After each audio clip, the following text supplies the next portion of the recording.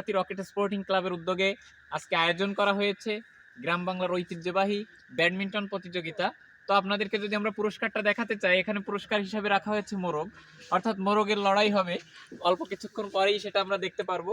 এখানে উপস্থিত রয়েছেন বেসরকারি রকেট স্পোর্টিং ক্লাবের সভাপতি তারিকুল ইসলাম, তার নেতৃত্বে একটা টিম রয়েছে। এই যে সাদা জার্সি পরিহিত দেখতে পাচ্ছেন, এ পাশে রয়েছে লিটন কাকু, এবং এই পাশে আরেকটা টিম দেখতে পাচ্ছেন শেখ আবুল কালাম এবং হুমায়ুন কবির।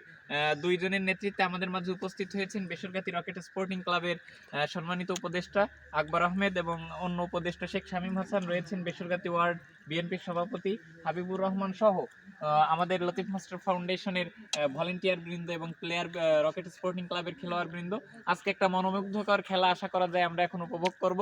তবে এই খেলার মূল আকর্ষণ হচ্ছে কোনো রেফারি থাকবে না, তারা নিজেরাই পয়েন্ট কাউন্ট করবে, তারা নিজেরাই নিজেদের স্মৃতিতে সেগুলো ধরে রাখবে, এবং আমরা চারপাশে থেকে সেটা আনন্দের সাথে উপভোগ করব। ধন্যবাদ। Thank you.